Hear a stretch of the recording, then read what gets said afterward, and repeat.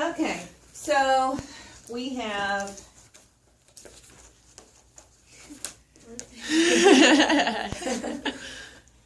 just making sure I'm visible. I'm visible all the way to here, but not there. Okay, good. All right, so we have one more. We have Unit 6 was all about ionic bonding, and so far we have just worked on covalent bonding and molecular compounds. But I want to ask you a question. One more time, y'all are always too trusting, and you don't ask enough questions. So here's your question of the day. I'll give you a question to think about. Why do metals, why would the atoms of a metal, if I dig up a chunk of iron, if I dig up a chunk of copper, why would metal atoms, nothing but copper, stick together? They're not pure. What? They're not pure. It is pure. It's pure. I'm saying I've got pure copper. Nothing but pure copper. Copper wire, aluminum foil, which is just pure aluminum, by the way. Why would those atoms stick together? We know in an ionic compound we have positive, negative ions that are attracted to one another, assemble themselves in a crystalline lattice, becoming solids. We've looked at our molecular compounds. We are now able to determine whether they are nonpolar, which usually means what state of matter. If it's nonpolar, it's usually what? Gaseous. We're going to talk about why it might not be gaseous in a minute. But if it's polar, it would be generally what kind of state of matter? What state of matter? Liquid or solid. Liquid or even solids, but usually liquids depending on the mass, how heavy it is. So now we've got metals. We're sitting here talking about metals, and so polar particles stick together because of positive, negative charges. I know a metal is solid, but why would metal atoms stick together so as to form a solid substance? Have any idea what has to be at play? What has to be at play? What has to be going on? They have to be polar. We've got to have some charges somewhere, don't we? We've got to have some electrostatic attraction somewhere. So what we're talking about then is a new and third type of bonding, which is metallic bonding.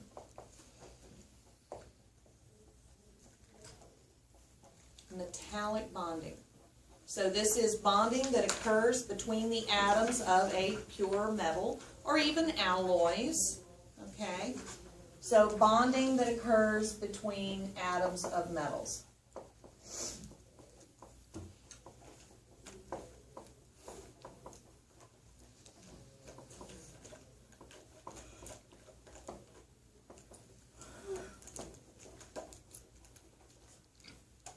It's called the electron C model.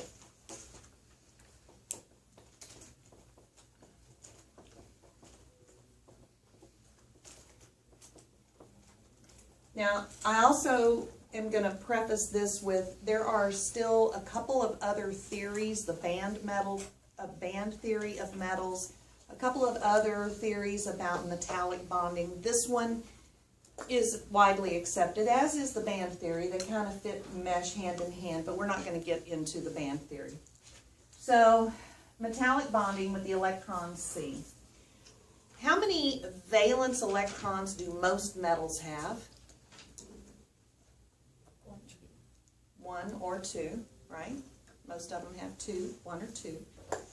Do they want those electrons in their outer shell? No, they want to get rid of them so that they can look like a noble gas. So they're really not happy with those electrons in their valence shell. So you know what they do? They kick them out. Boot. Out you go.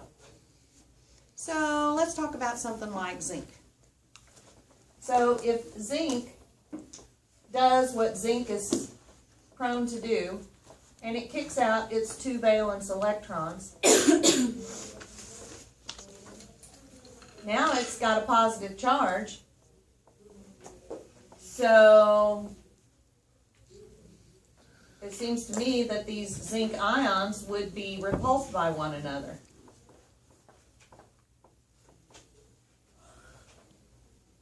But if they're positively charged and we just kicked out 2 negatively charged particles, where are those negatively charged particles going to go?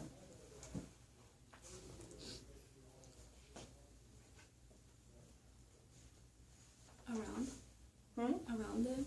Oh, they're not going to go very far, are they? Negatively charged particles, and there's a whole bunch of positives here. I think there's an attraction between them. So, lo and behold, the electrons are distributed in and around the zincs. Now, this is not a static situation at all. It's very busy. So we even have a few more electrons because we've got 2, right? And so they would, again, try to get away from one another and be distributed all within.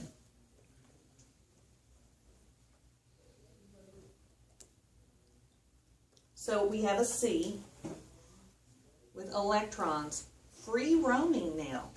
They're not tied to an orbital. These electrons then are not in an orbital. They are just free within the metal itself, the metal ions, moving in and around, very busy, busy, busy place. Okay? So, free roaming electrons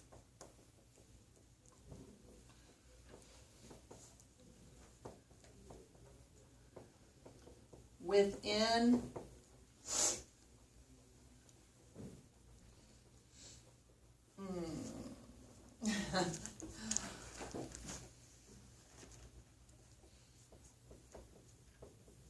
metallic cations. Now, if this is the case, talk to me about properties of metals. Tell me a property of metals that you know of. Ductile and malleable.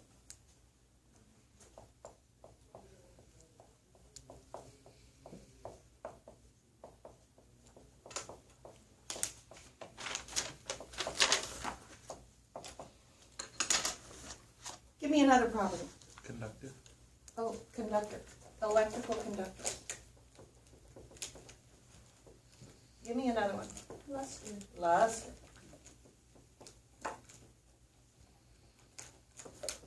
Now, talk to me about what this resembles to you. Does it look like anything I've drawn on the board ever before? Like what? Like crystalline lattice. Oh, very good. It looks a little bit like a crystalline lattice. But what's different about it? Why is it not a crystalline lattice? Have you ever looked at some pictures of metals? If you haven't, you need to pull up gallium. Look at gallium online.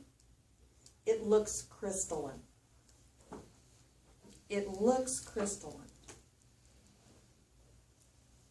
Even pure iron can have a crystalline look about it. A lot of metals can have a crystalline look about them.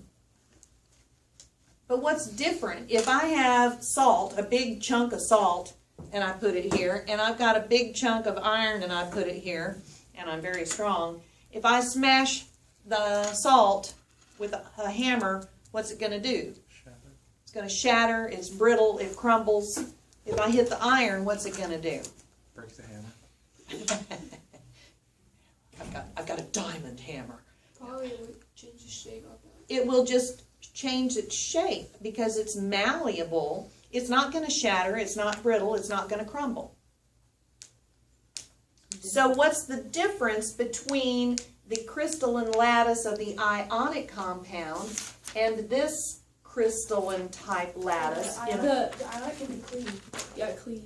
Yeah, but what's different The It's crystal? not They're like the free different roaming. charges. The lattice? It's like free roaming instead of like in a like solid form. It's not. Yeah, it's exact. not in a. It's not It's not rigidly distributed. held in place, okay?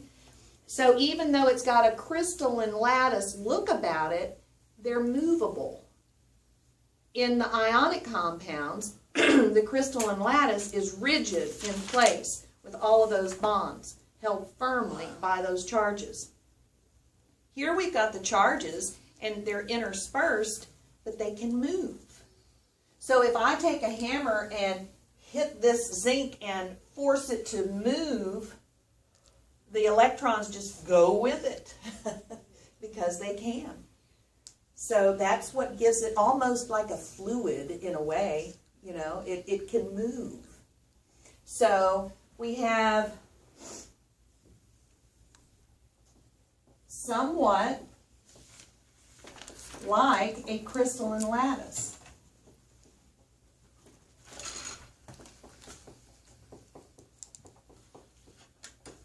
But the particles are free to move, are freer to move.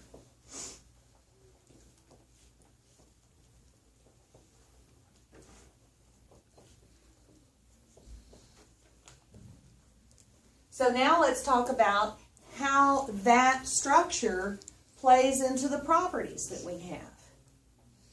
So it's ductile and malleable. Why? Because the E's are free-flowing.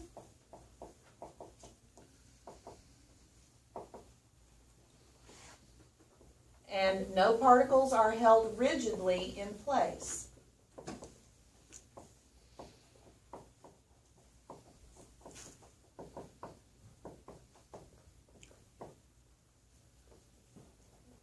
Why are metals good electrical conductors? There's a lot of The electric negative charge current. and it can flow. I've got negatively charged particles free to move from point A to point B, and that allows them to carry an electrical charge. So,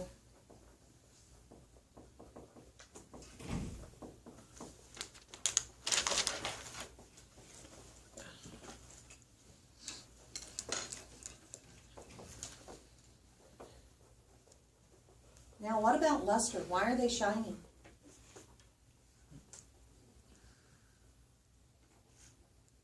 Why are they shining?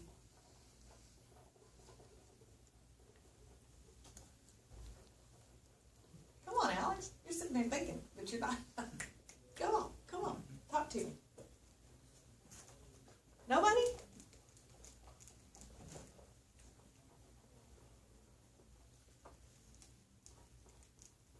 Nothing? Come on, sometimes you're intuitive on these things. Why are they lustrous?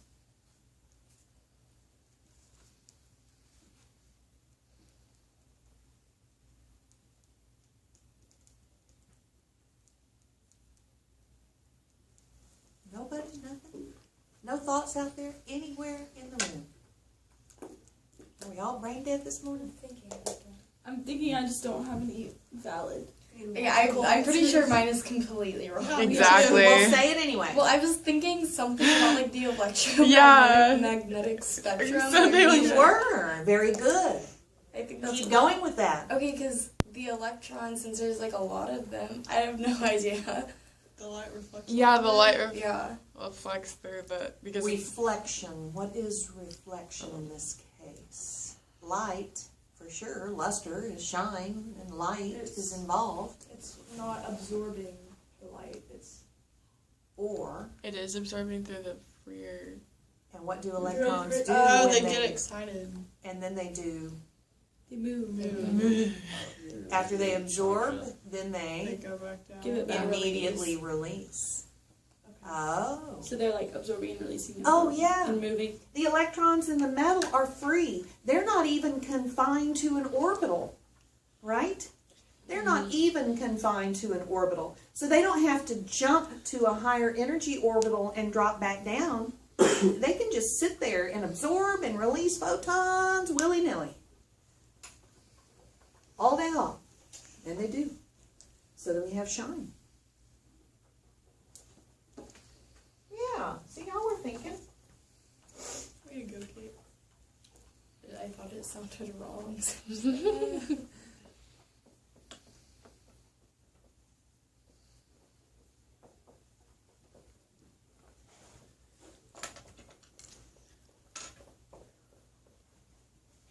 So all of our properties of metals can be explained again by looking at the structure and the way the atoms are arranged, the way they are bonded together. I think metallic bonding is cool.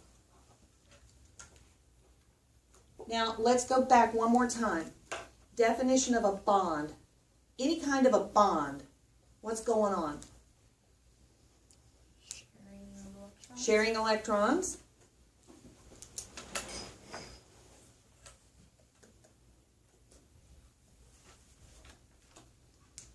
So two atoms share. What else? Transfer. Transfer of electrons. One atom gives, the other takes. Free flowing. This is almost halfway in between, isn't it? Yeah. They're kind of sharing their electrons that they've given away. So it's halfway in between, but we're not looking at electrons moving into orbitals of another atom or anything like that. Here we've just got, I like metallic kind of being halfway between ionic and molecular, if you think about it, the type of bonding. But in all three cases, electrons are central. Okay? So we're looking at two atoms, whether there's a transfer, a sharing, or a mutual sharing of free roaming electrons that got emitted. What? Like distribution. Okay. I like it. So all of the bonds, true bonds. Got it? Get ready. New piece of paper turned sideways. Oh. I feel like something bad is on my face. Something bad is coming. Oh, bro. While I'm erasing, there is one topic in your packet that you will not be responsible for, Alright.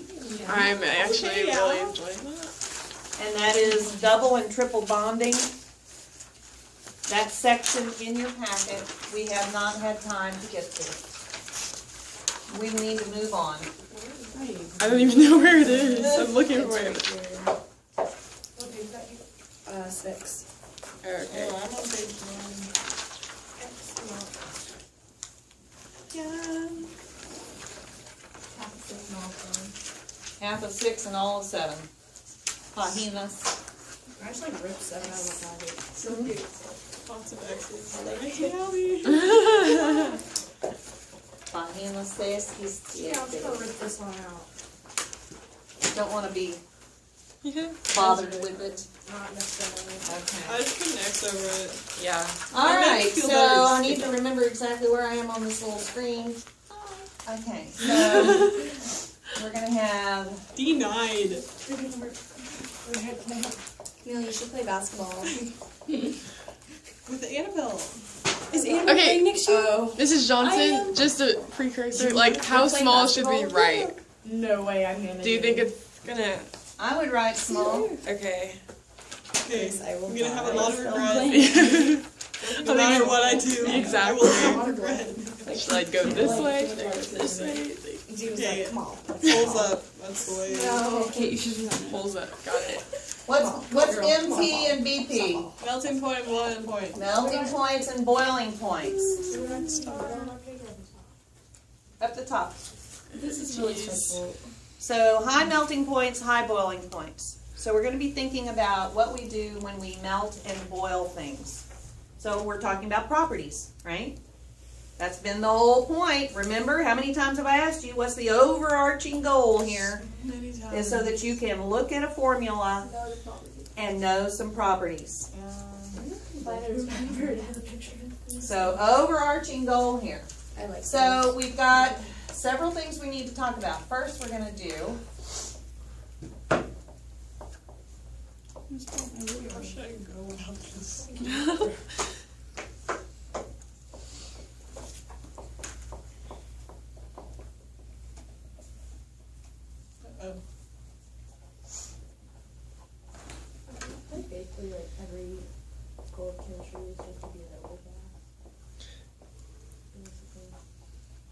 Now, this chart, I made AP this year redo this chart because they didn't seem to get it. And if you can't do this, you know, AD, you gotta just kind of get this. You Wait, just how gotta. many squares are you gonna write? I don't know. I just need a frame of Yeah, reference because same. I did so awful on the electromagnetic one. I Oh, wrote too man. big and my thing was off. It just I couldn't read it. This actually It was is the bad. most stressful thing ever. Y'all's level Chris of pulled out stress her is ruler. way too ridiculous. I want to read this one. Actually, I want to be able to read this one because Me too. I didn't. Is do that like the well. halfway point or a little? It's a little to the There's a little left. frame here. It is. It's a little- Okay. Okay. I'm just not I gonna write begin. anything. Don't do it. That's what I do. Just wait until it's all there. No, she's writing in pencil. Smart. Yeah, so I can erase. Mon, look at That's what I call her. I like Think a it. Jamaican name. Jamaican. In mom. In Mon. All right. Namaste. Yeah, but Namaste. Now I'm going to be introducing a few new terms as we go through this. This is the basic outline, but there will be a lot of writing under here. All right, ionic compounds. Transfer of electrons, forming ions.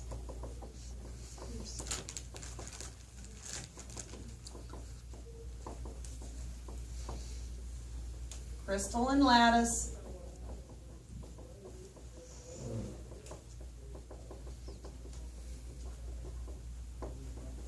Ions held rigidly in place.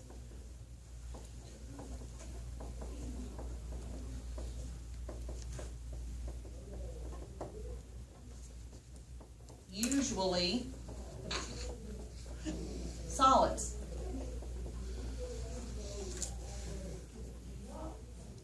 Now, how do I differentiate between the melting and boiling point of one ionic compound versus another? Aluminum oxide versus potassium bromide. Which one would have the higher melting boiling point? The heavier one. Nope. The one that's The one with the less most. stable. tightly compacted. They're all dense. Heavier. Go Saints, am I right? Wait. That's a coward. I thought that was to be Emily, cool. if you were here, you would know this, I know. I just wish you were here so that you could just tell them that Coulomb's law is going to determine whether it boils or at a lower or higher temperature. I was going to say Colombia. I'm like Colombia. Higher melting and boiling points are going to have Oh. smaller ions with greater charge.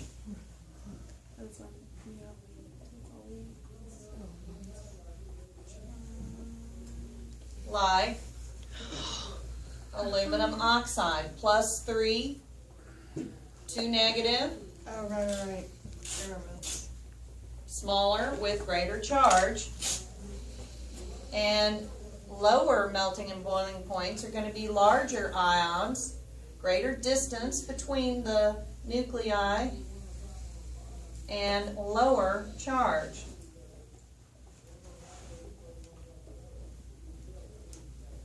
Such as salt. +1, -1. You remember that now. Yeah. Mm-hmm. We did that. Look how much space I have. Now, there are ways to determine which metals will melt at higher and lower temperatures. We're not going to get into that this year. Not necessary. So, metals are just next in this array. Okay? So, what do we have here? The sea of electrons.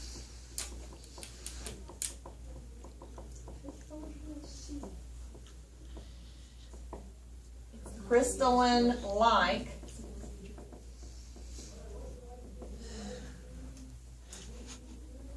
of sorts. I like that.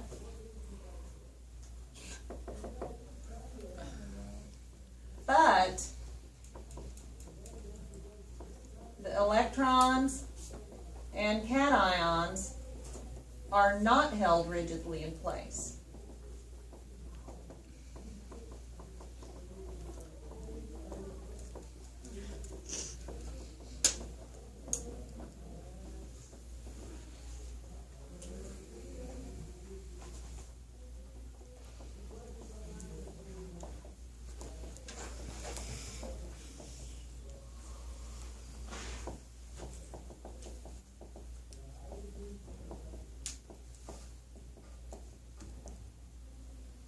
So we're talking about zinc metal, we're talking about copper metal, we're talking about gold metal.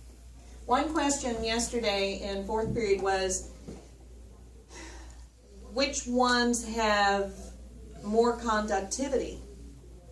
And I hadn't been asked that question before, and it made me stop and think for a minute in terms of metals. Aluminum is one of the best electrical conductors.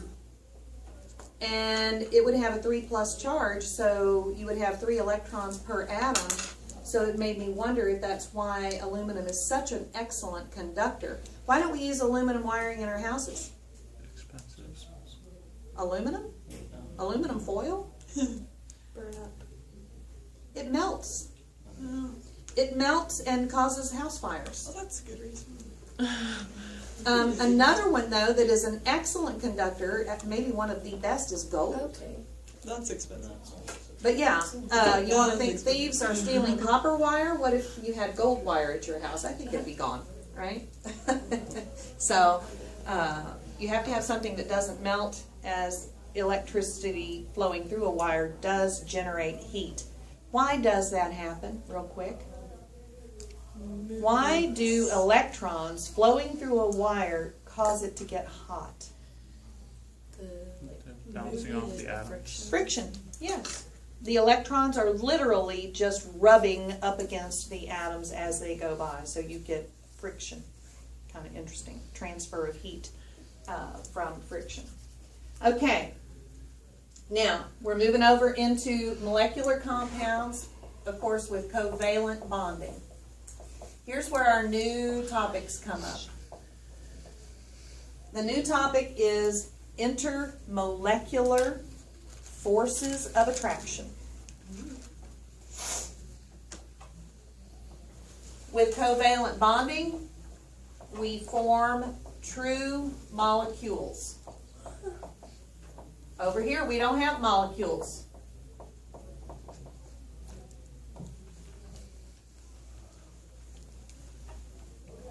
So, why do covalently bonded particles, molecules,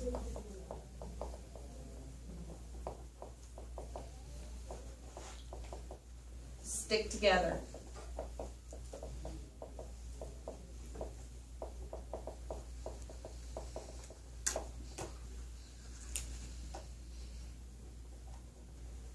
The answer is intermolecular. What does that word mean? Between molecules. Between molecules, forces of attraction. And in my class, I call them IFAs.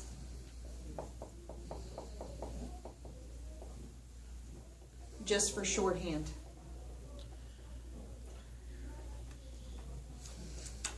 Attractions between molecules.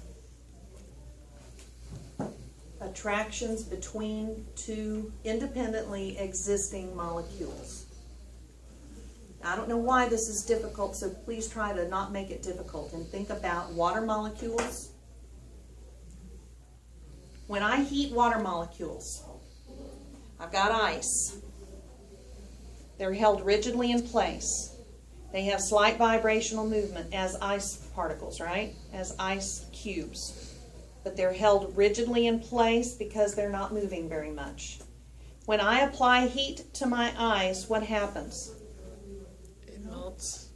What does that mean? They get enough vibrational movement that they break the attraction, positive hydrogen to negative oxygen. So these particles, these molecules, get enough vibrational movement that they can move, and they break the attraction. Now they're still attracted, so they stick together. Ooh, negative, positive, oh, negative, positive, but they can move now. And then as I continue to heat the water, what happens? So much vibrational movement that they can break free from one another and become vapor particles. Have I broken the hydrogen-oxygen bonds? No. No. When you are heating and boiling covalent molecular compounds, you are not breaking any bonds. Got it? The H2O is still H2O. But now they are free from one another. Okay? So, we've got obviously 3 different kinds of IFAs at work here. The first one is today is Wednesday. What time do we get out? 10 o'clock? 10 o'clock. So, the first thing that we have is hydrogen bonding. Now, I don't like this word here. Why? They are not bonds. They are intermolecular forces of attraction. They are attractions between 2 molecules. They are not bonds. But they're very strong attractions. As strong as some bonds. But we don't have a transfer of electrons. We don't have a sharing of electrons. We don't have electrons being kicked out and shared between metal ions. We don't have any of that going on. Okay? So it's not a true bond. Please, please, please make sure you're clear on that. Now, hydrogen bonding only occurs, well, okay. It occurs between a nitrogen, oxygen, fluorine atom on one molecule and a hydrogen atom on an adjacent molecule.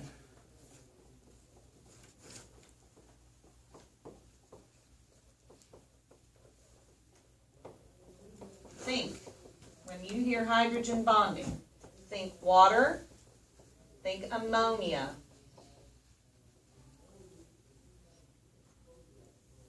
You have to have nitrogen on one, oxygen or fluorine, and then you have to have hydrogen on an adjacent molecule. So again, if we think about our water,